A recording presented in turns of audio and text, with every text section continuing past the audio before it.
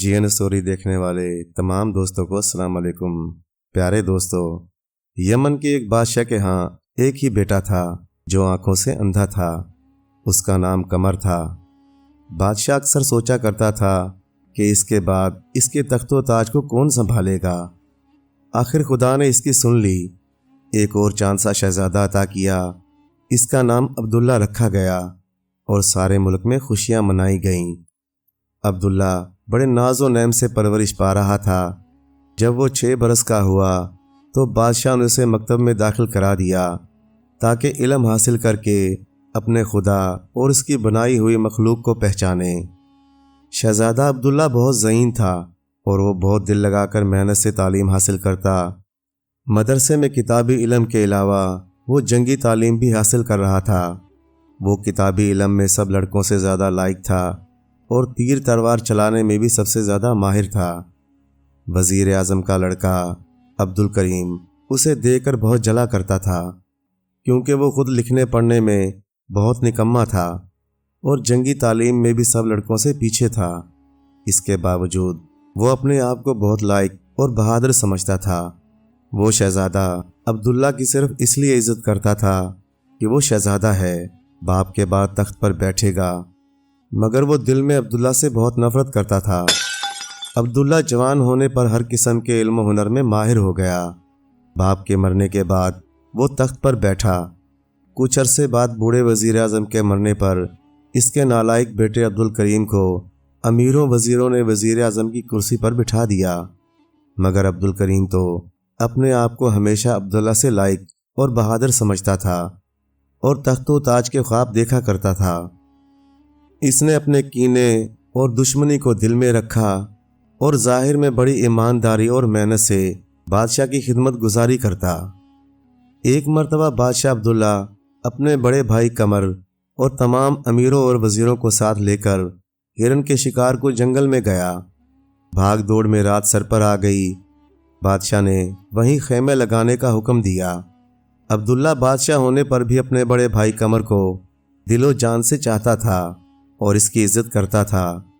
وہ اسے سیر و تفریح، شکار اور محل و دربار ہر جگہ ساتھ رکھتا تھا۔ قمر بھی اپنے چھوٹے بھائی پر جان چھڑکتا تھا۔ آدھی رات کے وقت وزیر اعظم عبدالکریم نے ایک سردار کو اپنے خیمے میں بلایا اور لالچ دے کر کہا، اگر تم بادشاہ کو قتل کر دو تو میں اس کے عوض میں تمہیں مالا مال کر دوں گا۔ سردار نے حامی بھر لی اور تلوار لے کر بادشاہ کے خیمے میں جا گھسا۔ بادشاہ اس وقت سو رہا تھا، مگر شہزادہ قمر جاگ رہا تھا۔ آہٹ پا کر وہ سردار کی ٹانگوں سے لپٹ گیا اور شور و غل مچا دیا۔ شور سن کر دوسرے سردار بھاگے آئے۔ بادشاہ بھی جاگ اٹھا، چنانچہ اسے فوراً گرفتار کر لیا گیا۔ جب سختی سے اسے پوچھ گچھ کی گئی تو سردار نے سارا قصہ بیان کر دیا۔ بادشاہ نے وزیر اعظم عبدالکریم کو بھی گرفتار کرنے کا حکم دیا۔ دوسرے دن ان دونوں غداروں کو شاہی قید خانے بھجوا دیا گیا۔ شہزادہ قمر نے بادشاہ سے کہا، عبداللہ تم بادشاہ ہو، تمہیں دوست اور دشمن کی پہچان ہونی چاہیے۔ مجھے اچھی طرح یاد ہے عبدالکریم زمانہ طالب علمی میں ہی تمہارا دشمن تھا۔ تم نے اسے وزیر اعظم بناتے وقت بہت جلدی کی، امیروں اور وزیروں کے مشورے پر عمل کیا، مگر اپنی عقل اور یادداشت سے کام نہ لیا۔ اس سے تو یہی مطلب نکلا یہ امیر وزیر بھی سب کے سب یقیناً اس کی طرفدار اور حامی ہیں۔ اب تمہیں زیادہ ہوشیاری سے رہنا ہوگا۔ عبداللہ نے کہا، بھائی جان آپ درست فرماتے ہیں، میں انشاءاللہ آپ کی نصیحت پر عمل کروں گا۔ قمر نے کہا، خدا تمہیں اپنی حفاظت میں رکھے۔ اسی رات عبدالکریم اور سردار جس کا نام ابو تراب تھا جیل سے نکل بھاگے اور کچھ سرداروں کو ساتھ ملا کر یمن سے دور ایک گھنے جنگل میں ایک زبردست اڈا بنا کر ملک میں لوٹ مار کرنے لگے۔ قتل اور چوریوں کے کارنامے سن سن کر بادشاہ کے کان پک گئے۔ اس نے عبدالکریم اور اس کے ساتھیوں کو گرفتار کرنے پر بہت بھاری انعام مقرر کر دیا۔ جب یہ خبر عبدالکریم کے کانوں میں پہنچی تو اس نے اپنے گہرے دوست ابو تراب سے ہنس کر کہا، ابو تراب آج رات تم شاہی محل پر حملہ کر کے لوٹ مار مچا دو، اگر ہو سکے تو بادشاہ کو موت کے گھاٹ اتار کر میرا کلیجہ ٹھنڈا کر دو، یا کم از کم اندھے شہزادے کو اٹھا لاؤ تاکہ میں اسے سزا دے دے کر ہلاک کروں، کیونکہ اس کے اشاروں پر بادشاہ نے میرے سب ساتھیوں کو دربار سے نکال دیا ہے۔ ابو تراب نے کہا، حضور یہ کام بہت مشکل ہے، شاہی محل پر زبردست پہرا ہے، وہاں پہنچنا ہماری طاقت سے باہر ہے۔ عبد الکریم بولا، ابو تراب تم بہت ڈرپوک ہو۔ ابو تراب بولا، حضور صرف چند ماہ اور انتظار کریں تاکہ ہماری طاقت ذرا اور بڑھ جائے، پھر خدا نے چاہا تو یمن کے تخت پر حضور ہی بیٹھیں گے۔ عبد الکریم خاموش ہو گیا۔ چند مہینے بعد اس نے پھر ابو تراب سے وہی بات کہی۔ ابو تراب نے کہا، حضور صرف چند مہینے اور انتظار کر لیں، پھر ہم شاہی محل پر دن دہاڑے حملہ کر کے حکومت کی اینٹ سے اینٹ بجا دیں گے۔ فی الحال ہماری طاقت اور بڑھ جائے، آخر شاہی فوج کے ساتھ ٹکر ہے، کوئی مذاق نہیں۔ عبد الکریم اب پھر چپ ہو گیا۔ اسے ابو تراب پر بھروسہ تھا اور یقین تھا کہ ایک نہ ایک دن ابو تراب ضرور اسے یمن کے تخت پر بٹھا دے گا، مگر اسے کیا معلوم تھا کہ ابو تراب خود بادشاہ بننے کے خواب دیکھ رہا ہے۔ ایک رات جب عبد الکریم گہری نیند سو رہا تھا، ابو تراب اس کے کمرے میں تلوار لے کر آیا۔ آہٹ پا کر عبد الکریم جاگ اٹھا اور کہنے لگا، ابو تراب کیا بات ہے؟ ابو تراب بولا، آج میں شاہی محل کی اینٹ سے اینٹ بجانے جا رہا ہوں، جانے سے پہلے میں تمہیں موت کے گھاٹ اتارنا چاہتا ہوں۔ عبد الکریم یہ سن کر کانپ اٹھا اور کہنے لگا، ابو تراب کیا تم نے میرا نمک نہیں کھایا؟ کیا تم میرے نمک حلال نہیں ہو؟ ابو تراب زور زور سے ہنسنے لگا اور بولا، جب تم بادشاہ کے نمک حلال نہیں تو میں کیسے تمہارا نمک حلال ہو سکتا ہوں؟ یہ کہہ کر ابو تراب نے تلوار کے ایک ہی وار سے عبد الکریم کا خاتمہ کر دیا اور پھر اپنے ساتھیوں کے پاس آ کر انہیں شاہی محل پر حملہ کرنے کے لیے تیار ہونے کا حکم دیا۔ اسی رات شہزادہ قمر نے ایک خوفناک خواب دیکھا اور چونک کر جاگ اٹھا۔ اس نے اپنے چھوٹے بھائی عبداللہ سے کہا، عبداللہ میں نے ابھی ایک بہت برا خواب دیکھا ہے۔ عبداللہ نے آنکھیں مل کر پوچھا، بھائی جان آپ نے کیا خواب دیکھا؟ شہزادہ قمر نے کہا، میں نے دیکھا دربار کا ایک باغی سردار ابو تراب نامی جسے تم نے قید کیا تھا تمہیں قتل کرنے کے لیے محل میں گھس آیا ہے۔ عبداللہ نے ہنس کر کہا، بھائی جان آپ تو یوں ہی میرے لیے فکر مند رہتے ہیں، خوابوں کا کیا ہے، ہمیشہ الٹ ہوتے ہیں، دیکھو کچھ اور ہوتا کچھ اور ہے، آپ اطمینان سے سو جائیے۔ ابھی دونوں بھائی یہی باتیں کر رہے تھے کہ محل میں ایک دم شور و غل مچ گیا۔ ابو تراب اور اس کے ساتھی محل میں گھس آئے تھے۔ ابھی دونوں بھائی حیران کھڑے تھے۔ ابو تراب کمرے میں گھس آیا اور آتے ہی عبداللہ کو قتل کر دیا اور شہزادہ قمر کو زندہ گرفتار کر لیا۔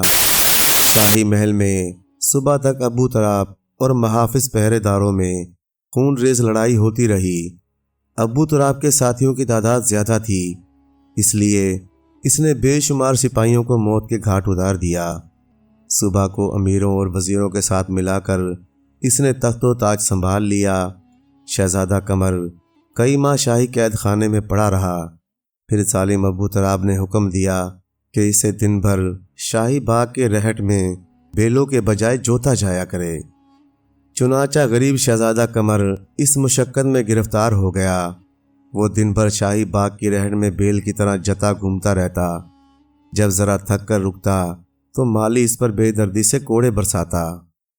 ابو تراب شام کو روزانہ باغ میں سیر کرنے آتا اور اندھے قمر سے چھیڑ چھاڑ کر کے اس کے زخموں پر نمک چھڑکتا۔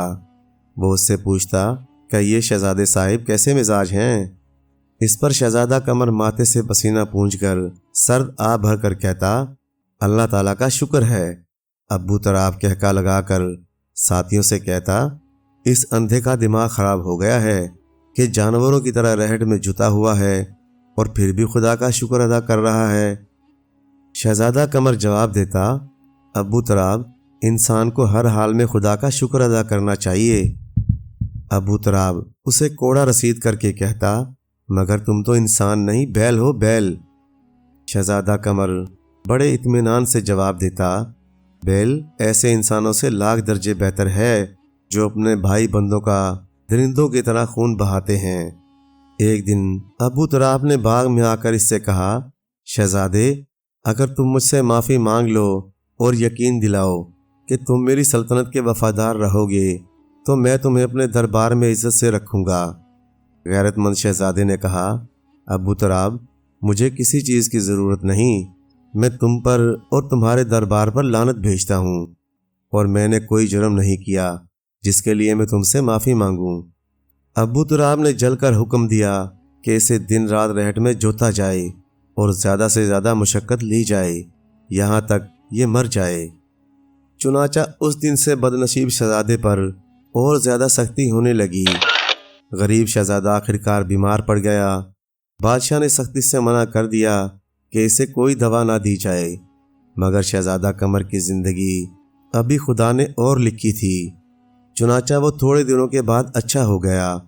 جب وہ صحت یاب ہو گیا تو بیچارہ پھر صبح سے شام اور شام سے صبح تک وہی سختیاں برداشت کرنے لگا۔ شہزادہ قمر اتنی مصیبتوں کے باوجود خدا کی رحمت سے مایوس نہ ہوا۔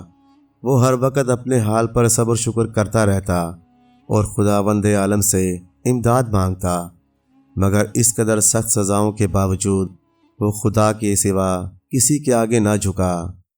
ایک دن جب شہزادہ قمر چلچلاتی دھوپ میں رہٹ میں جتا ہوا تھا اور سر سے پاؤں تک پسینے میں شرابور تھا، بادشاہ ابو تراب کی بیٹی اپنی سہیلیوں کے ساتھ گھومتی ہوئی ادھر آ نکلی۔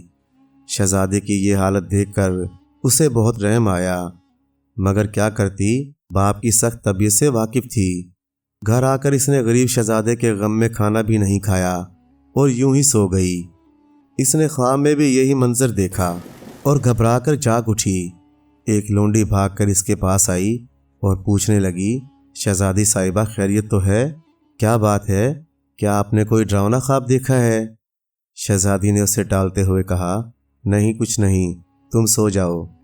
لونڈی شہزادی کے ساتھ بہت گھلی ملی ہوئی تھی۔ اس نے ضد کرتے ہوئے کہا، شہزادی صاحبہ، آپ نے یقیناً کوئی برا خواب دیکھا ہے، مجھے بتائیے، شاید میں اپنی سمجھ کے مطابق اس کی کوئی تعبیر نکال سکوں۔ شہزادی بولی، میں نے خواب میں شہزادہ قمر کو رہٹ کھینچتے دیکھا ہے۔ آہ بیچارہ شہزادہ کتنی مشقت اور مصیبت میں گرفتار ہے، بیلوں کی طرح تمام دن رہٹ میں جھتا رہتا ہے۔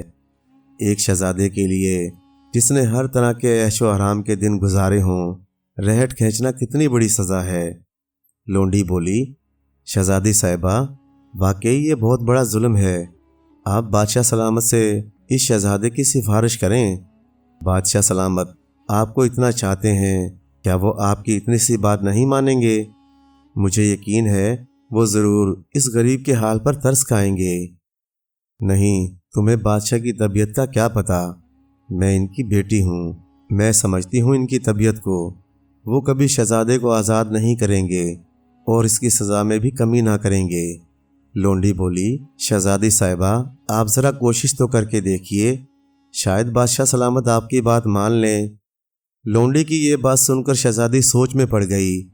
لونڈی نے کہا، شہزادہ قمر کی صحت بہت گر گئی ہے اور ممکن ہے وہ غریب یوں ہی سسک سسک کر دم نہ توڑ دے، پھر آپ کی ہمدردی کس کام کی؟ شہزادی بولی، اچھا، آج بادشاہ سلامت دربار سے لوٹیں گے تو موقع دیکھ کر ان سے شہزادے قمر کی سفارش کروں گی۔ اس دن شام کو بادشاہ سلامت دربار سے آئے تو شہزادی نے شہزادے قمر کی سفارش کرتے ہوئے کہا، ابا جان، دنیا میں آج تک کبھی کسی شہزادے پر اتنا ظلم نہیں ہوا، آپ اگر اسے آزاد نہیں کر سکتے تو قید خانے میں رکھیے، اتنی مشقت کرنے سے تو وہ چند دن میں مر جائے گا۔ بادشاہ بولا، میں یہی تو چاہتا ہوں کہ شاہی خاندان کا یہ آخری فرد بھی اس دنیا سے چل بسے تاکہ پھر تخت و تاج کا کوئی دعوے دار نہ رہے۔ شہزادی بولی، ابا جان، شہزادہ قمر آنکھوں سے تو اندھا ہے، بھلا ایک اندھے سے آپ اتنا خطرہ کیوں محسوس کرتے ہیں؟ وہ آپ کا کیا بگاڑے گا؟ بادشاہ بولا، شہزادی، تمہیں معلوم نہیں وہ اندھا آنکھیں نہ ہونے کے باوجود کتنی آنکھوں والا ہے، اگر میں اسے آج آزاد کر دوں تو تو وہ سلطنت کی اینٹ سے اینٹ بجا دے گا۔ شہزادی بولی، ابا جان، میں یہ نہیں کہتی کہ آپ اسے آزاد کر دیں، بلکہ میں چاہتی ہوں اس پر اتنا ظلم و ستم نہ کیا جائے۔ آخر وہ شاہی خاندان کا فرد ہے۔ حکومت تو ڈھلتی پھرتی چھاؤں ہے۔ ہو سکتا ہے آج ہم تخت و تاج کے مالک ہیں تو کل جھونپڑے میں پڑے ہوں، یا کوئی اور دشمن ہمیں قید کر لے تو کیا وہ ہمارے ساتھ یہی سلوک نہیں کرے گا؟ بادشاہ ابو تراب نے کہکا لگا کر کہا، بیٹی، یہ تمہارا محض خیال ہے۔ اب ہمارا خاندان قیامت تک اس تخت و تاج کا وارث رہے گا۔ اب آسمان کے فرشتے بھی ہماری سلطنت سے ٹکر نہیں لے سکتے۔ میں فوج کی طاقت کو بڑھا رہا ہوں۔ اس وقت دنیا کی کوئی حکومت ہماری حکومت سے زیادہ مضبوط نہیں ہے۔ شہزادی بولی، ابا جان، آپ تو بات کہیں کی کہیں لے گئے۔ میں شہزادہ قمر کے متعلق کہہ رہی تھی، اس پر اتنی سختی نہ کی جائے۔ بادشاہ بولا، تو پھر ہم تمہاری سفارش پر آج سے اس پر سختی بند کرتے ہیں، مگر اسے آزاد نہیں کیا جائے گا، بلکہ عمر بھر قید خانے میں رکھا جائے گا۔ چنانچہ بادشاہ نے کوتوال کو حکم دیا کہ اندھے شہزادے کو شاہی قید خانے میں رکھا جائے، مگر اس سے کوئی محنت مشقت نہ لی جائے اور نہ کسی قسم کی سزا دی جائے۔ شہزادی اس بات پر بہت خوش ہوئی۔ ایک دن اس نے قید خانے میں جا کر شہزادے کو دیکھا۔ شہزادہ قمر نماز پڑھ کر دعا مانگ رہا تھا، اے پاک پروردگار، تو نے مجھے جس حال میں رکھا میں نے تیرا شکر ادا کیا، مگر اب مجھے اس قید سے نجات دے تاکہ میں جنگل بیابان اور پہاڑوں کی کھلی ہوا میں جا کر رہوں اور باقی عمر آرام و چین سے تیری یاد میں بسر کروں۔ مجھے اب کسی حکومت اور تخت و تاج کی تمنا نہیں۔ شہزادی کی آنکھوں میں آنسو بھر آئے۔ اس نے اپنے گلے سے قیمتی ہار اتار کر قید خانے کے داروغے کو، جو پاس ہی کھڑا تھا، دے کر کہا، داروغہ صاحب، کیا ایسے فرشتے کو اندھیرے قید خانے میں رکھنا گناہ عظیم نہیں؟ اسے چھوڑ دو۔ داروغہ کی آنکھوں میں آنسو بھر آئے۔ اس نے ہار شہزادی کو لوٹا دیا اور کہا، شہزادی صاحبہ، آپ محل میں چلی جائیے، میں شہزادے کو اپنی ذمہ داری پر چھوڑ دیتا ہوں۔ یہ ہار اپنے پاس رکھ لیجئے، نیکی کی کوئی قیمت نہیں ہوتی۔ شہزادی کے جانے کے بعد داروغے نے شہزادہ قمر کو آزاد کر دیا اور خود بادشاہ کے پاس جا کر کہا، بادشاہ سلامت، میں نے شہزادہ قمر کو آزاد کر دیا ہے، کیونکہ میں ایسے نیک اور پرہیزگار شخص کو قید میں رکھنا ظلم سمجھتا ہوں۔ یہ سن کر بادشاہ غصے سے آگ بگولا ہو گیا۔ اس نے حکم دیا کہ داروغہ کو قتل کر دیا جائے۔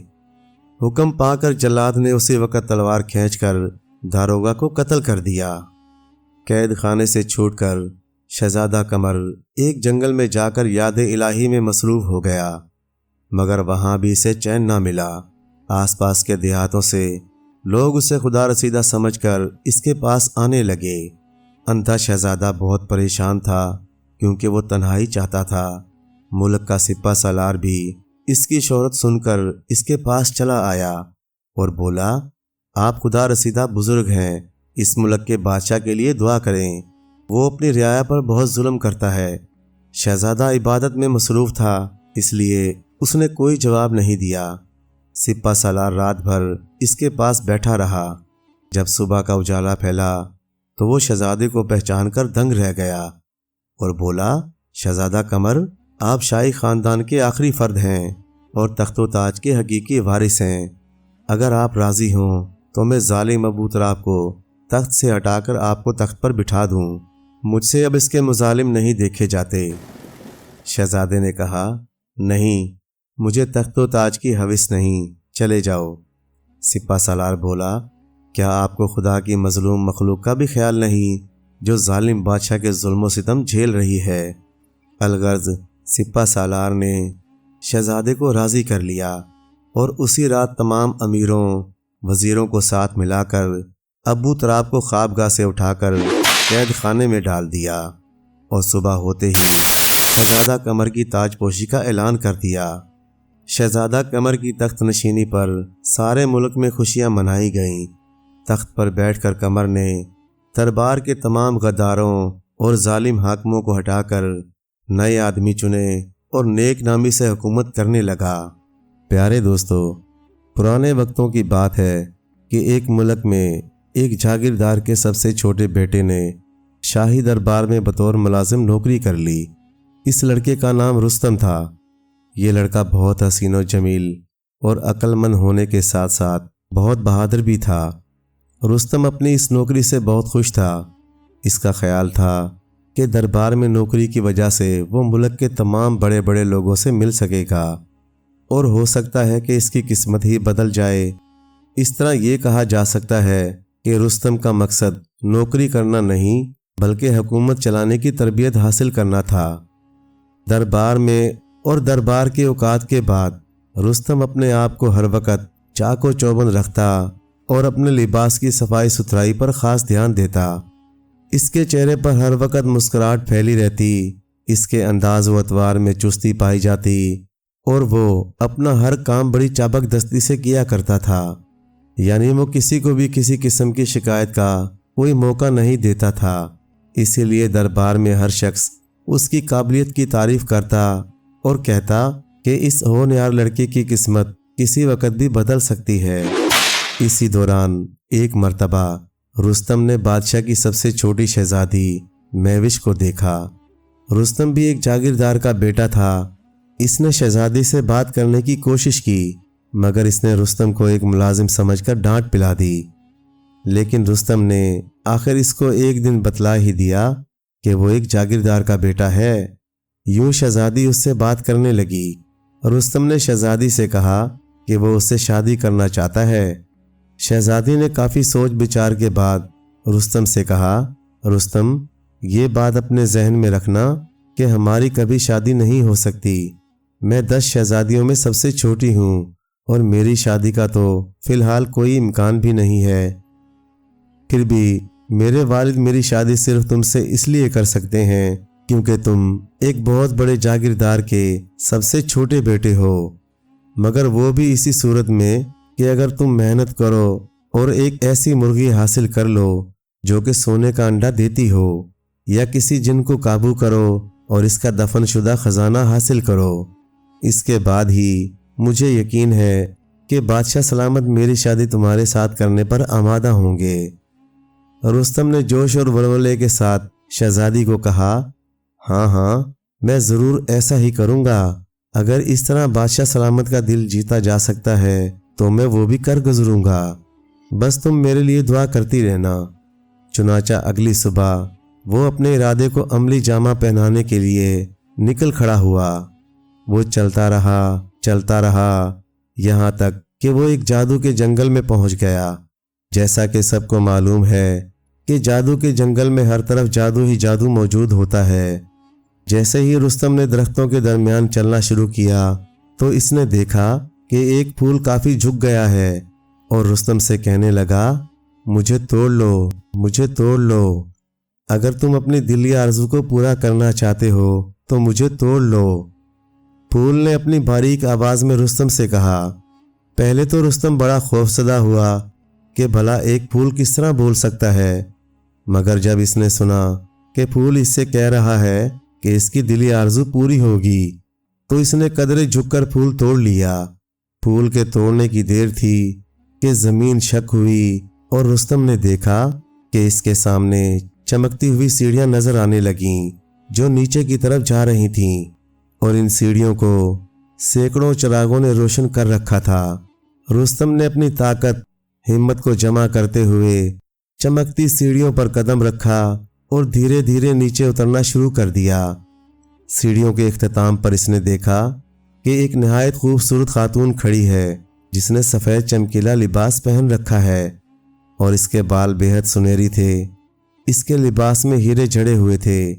ہیروں کی وجہ سے اس کا لباس بے حد چمک رہا تھا۔ رستم کو یقین ہو گیا کہ یہ پریوں کی ملکہ ہے۔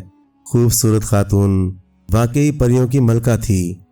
جب رستم اس کے قریب پہنچا تو اس نے رستم سے کہا، یہ دروازہ میرے گھر کی طرف جاتا ہے جو کہ دریا کے اس پار ہے، مگر میں اپنے لیے کبھی یہ دروازہ نہیں کھول سکتی کیونکہ مجھے اکثر انسانوں کی بھلائی کے لیے جانا پڑتا ہے۔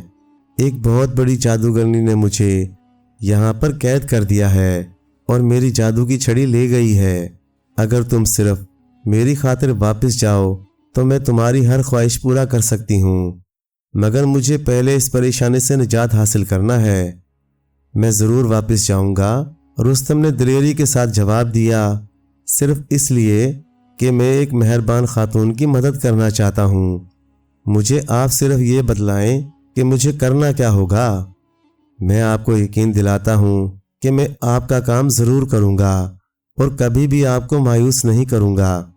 رستم کی باتیں سن کر پریوں کی ملکہ بولی، تم ایسا کرو کہ سب سے پہلے تھوڑا سا نمک لے آؤ، اس کے بعد اس جنگل کے جادو میں آگے بڑھنا شروع کر دو۔ تمہیں جلد ہی بڑی زوردار گرج سنائی دے گی۔ یہ گرج ایک بہت ہی شدید بھنور کی ہوگی۔ اس کی طرف جب تم دھیان دو گے تو تمہیں گرد و غبار اور کچرے کا ڈھیر دکھائی دے گا۔ یہ ایک ٹوٹے پھوٹے جھونپڑے کا کچرا ہوگا۔ تم نہایت آہستگی سے اس جھونپڑی میں داخل ہو جانا۔ جب تم اس جھونپڑی میں داخل ہو جاؤ گے تو تم دیکھو گے کہ بھنور کی گرجدار آواز یکایک آنا بند ہو جائے گی اور اس بھنور سے ایک چڑیل نمودار ہوگی۔ وہ ایک زوردار ٹھوکر سے اپنے سیاہ جوتوں کو اتار پھینکے گی۔ جب وہ ایسا کرے گی تو تم جلدی سے اس کے پھٹے ہوئے پیر پر نمک چھڑک دینا۔ وہ بڑی ہی تکلیف میں اچھلنا شروع کر دے گی، کیونکہ نمک لگ جانے کی وجہ سے وہ کسی قسم کی حرکت کرنے سے باز رہے گی اور وہ اپنے پیر سے کسی طرح نمک صاف یا کھرچ نہیں سکے گی۔ بہادر لڑکے، وہ تم سے درخواست کرے گی کہ تم اس کے لیے تھوڑا سا پانی لے آؤ تاکہ اس سے وہ نمک صاف کرے، مگر تم اس سے یہ کہنا کہ تم اس کے لیے ضرور پانی لے آؤ گے، مگر اس سے پہلے کہ وہ چڑیل تمہیں میری جادو کی چھڑی دے دے۔ اگر وہ جادو کی چھڑی تمہیں دے دے تو تم اس کے لیے پانی لے آنا۔ وہ چڑیل بڑے غصے سے چیخے اور چلائے گی، مگر آخرکار وہ تمہیں میری جادو کی چھڑی دے ہی دے گی۔ جب وہ تمہیں جادو کی چھڑی پکڑا دے تو تم اس کے لیے ایک ڈول میں پانی لے آنا۔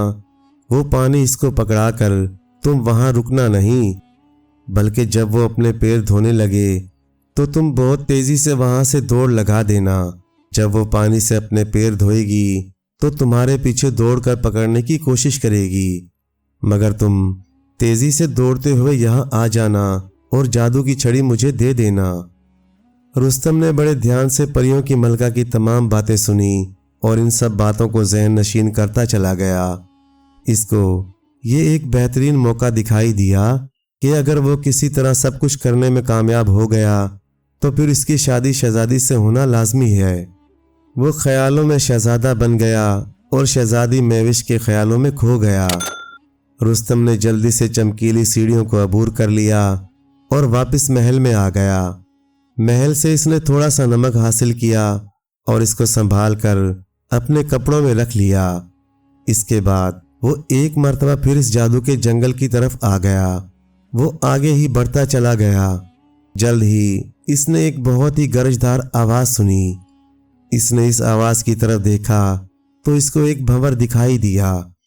رستم نے اس بھنور کی طرف بڑھنا شروع کر دیا۔ رستم نے دیکھا یہ بھنور ایک ٹوٹے ہوئے جھونپڑے میں پہنچ چکا تھا۔ رستم آہستگی سے اس جھونپڑے میں داخل ہو گیا اور انتظار کرنے لگا کہ کب چڑیل آئے اور اپنا سیاہ جوتا اتارے۔ اس نے دیکھا ایک چڑیل آئی اور اس نے اپنے پھٹے ہوئے سیاہ جوتوں کو ایک زوردار ٹھوکر سے اتار دیا۔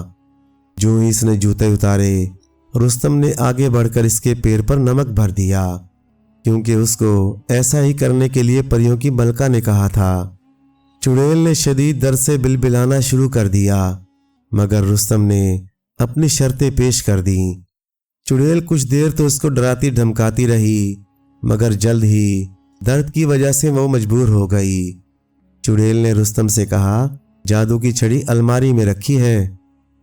رستم نے الماری سے چھڑی کو نکالا اور پانی سے بھرا ہوا ڈول اس کو تھما دیا۔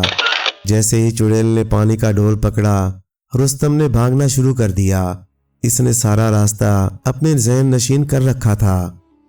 رستم نے تیزی سے دوڑتے ہوئے پریوں کی ملکہ کو جادو کی چھڑی پکڑا دی۔ اس کا سانس بری طرح پھولا ہوا تھا۔ پریوں کی ملکہ نے خوش ہوتے ہوئے چھڑی کو پکڑ لیا और इसका शुक्रिया अदा करने लगी। रुस्तम ने बड़ी बेकरारी से कहा, ऐ परियों की मलका, मैं चाहता हूँ कि मेरी शादी शहजादी महविश के साथ हो जाए। थोड़े ही दिनों के बाद रुस्तम ने एक शानदार महल बादशाह के महल के पास बनवा लिया और ये सब कुछ परियों की मलका की मदद से हुआ था। मलका ने रुस्तम को ढेर सारी दौलत दे दी। अब रुस्तम कोई गरीब मुलाजिम ना था। चुनाचा जल्द ही रुस्तम ने बादशाह से शहजादी महविश का रिश्ता मांगा। अब तो बादशाह ने भी ज़रा देर ना लगाई और जल्द ही रुस्तम और शहजादी महविश की शादी हो गई। यूं एक बहादुर लड़का अपने मकसद में कामयाब हो गया और शहजादी भी रुस्तम के साथ खुशो खुरम रहने लगी। प्यारे दोस्तों, कहानी अच्छी लगे तो लाइक करें, चैनल को सब्सक्राइब कर दें और मज़ीद इसी तरह की किस्से कहानियाँ देखने के लिए देखते रहें GN स्टोरी TV। शुक्रिया।